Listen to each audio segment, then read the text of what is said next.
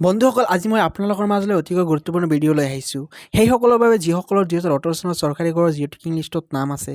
বন্ধুসকল, চৰকাৰী গড় 2018 চনৰ জিঅ' টেকিং লিষ্টত নাম থকা প্ৰত্যেকজন বেনিফিচিয়াৰীৰ বাবে ভিডিঅ'টি হ'ব অতিকৈ গুৰুত্বপূৰ্ণ।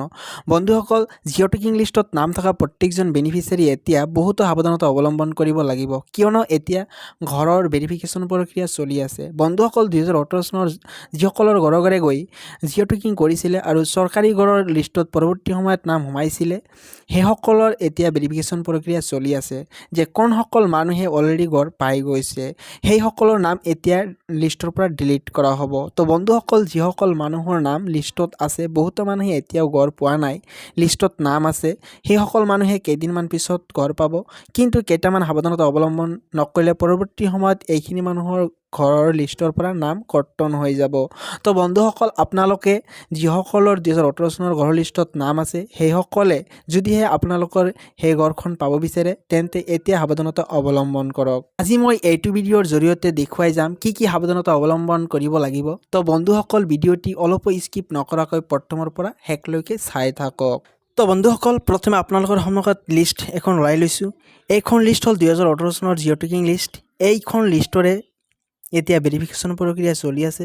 প্ৰত্যেকৰে জিপিত এনেকুৱা এখন লিষ্ট আছে। এই লিষ্টখন এতিয়া ভেৰিফিকেশ্যন হ'ব, কিন্তু এই ভেৰিফিকেশ্যনৰ সময়ত যদি পঞ্চায়তে চাই আপোনাৰ নামটো কৰ্তন কৰি আপোনাৰ ঘৰখন বেলেগক দিব, তেন্তে দিব পাৰিব।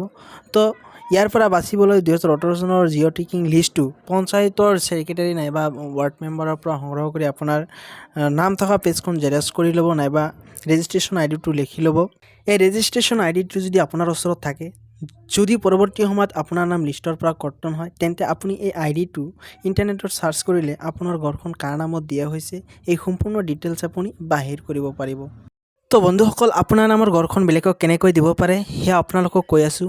এক্সাম্পল হিচাপত বেনিফিচিয়াৰী এজনৰ নাম ধৰি লওক আব্দুল বাৰী, ইয়াত ID নাম্বাৰ দিয়া আছে, ফাদাৰ নেম দিয়া আছে। তো এতিয়া ইহঁতে কি কৰিব, যেতিয়া ইহঁতে ভেৰিফিকেশ্যন কৰিব, ভেৰিফিকেশ্যনৰ সময়ত এই যিটো নাম আছে, ধৰি লওক এক্সাম্পল হিচাপে আব্দুল বাৰী, তো ভেৰিফিকেশ্যনৰ সময়ত আব্দুল ছাত্তাৰ নামৰ মানুহজনৰ আধাৰ কাৰ্ড একাউণ্ট আপলোড দিব, আৰু আব্দুল বাৰী নামৰ মানুহজনৰ নাম ইনকাৰেক্ট হৈছে বুলি নাইবা মৃত্যু হৈছে বুলি এটা ৰিজন সিহঁতে দেখুৱাই দিব।